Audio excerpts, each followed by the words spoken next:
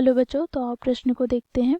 k का मान ज्ञात कीजिए जिसके लिए निम्नलिखित समीकरण निकाय के अपरिमित रूप से अनेक हल हैं।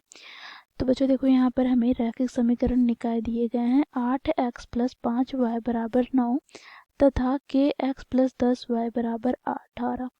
तो दिए गए प्रश्न की मुख्य अवधारणा की बात करें तो बच्चों यहाँ पर हम देखेंगे, यदि रैखिक समीकरण निकाय a1x + b1y + c1 = 0 तथा a2x + b2y + c2 = 0 के अपरिमित रूप से अनेक हल हैं।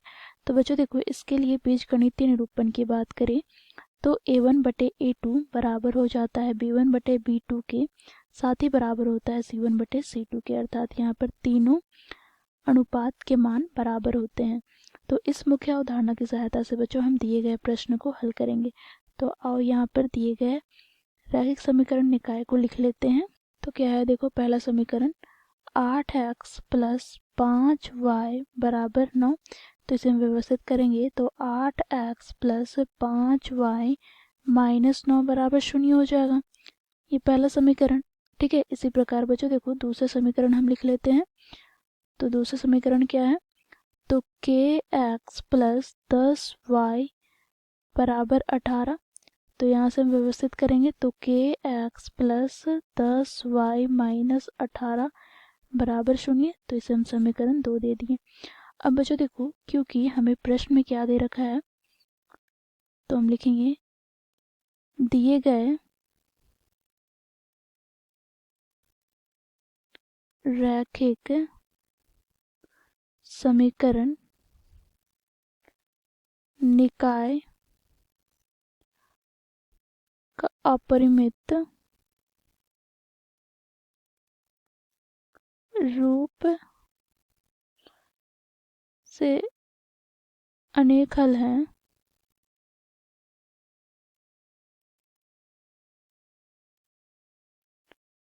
तो बच्चों देखो, इसके लिए बीजगणितीय निरूपण क्या होता है, तो बच्चों हम लोगों ने मुख्य अवधारणा में देखा है a1/a2 बराबर b1/b2 बराबर c1/c2, अर्थात तीनों का अनुपात हमें बराबर प्राप्त होता है। तो बच्चों देखो, यहाँ से हम a1 a2 b1 b2 c1 c2 ज्ञात कर लेते हैं। तो इन दोनों समीकरणों को बच्चों हम रैखिक समीकरण निकाय के मानक रूप से तुलना करेंगे। तो पहला वाला समीकरण को हम तुलना करते हैं तो हमें a1 का मान प्राप्त होता है क्या, तो x का गुणांक अर्थात 8, b1 का मान प्राप्त होता है 5 तथा c1 का मान प्राप्त हो जाएगा -9।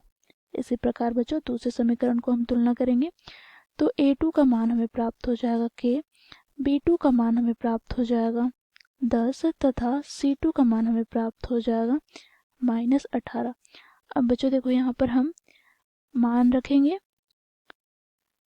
तो यहाँ से क्या हो जाएगा, देखो a1/a2 अर्थात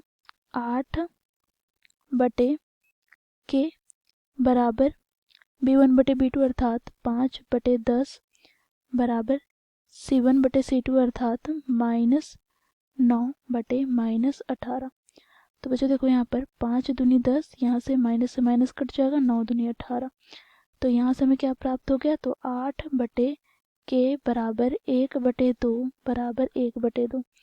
तो बच्चों देखो, यहाँ पर हम पहले दो अनुपात को लेकर हम k का मान ज्ञात कर सकते हैं। तो यहाँ से हमें प्राप्त हो जाएगा 8/k बराबर 1/2। अब बच्चों देखो, यहाँ से हम तिर्यक गुणा करेंगे तो k का मान प्राप्त क्या हो जाएगा, तो यहाँ से 8 दूनी 16। तो हम यहाँ पर लिखेंगे अतः k बराबर 16 पर दिए गए रैखिक समीकरण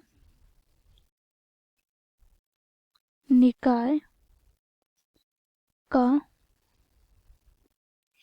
अपरिमित रूप से अनेक हल होंगे। तो बच्चों देखो, इस प्रकार हम लोगों ने मुख्य अवधारणा की सहायता से दिए गए प्रश्न को हल किया। आशा करती हूँ आप लोगों को यह प्रश्न समझ में आया होगा। धन्यवाद।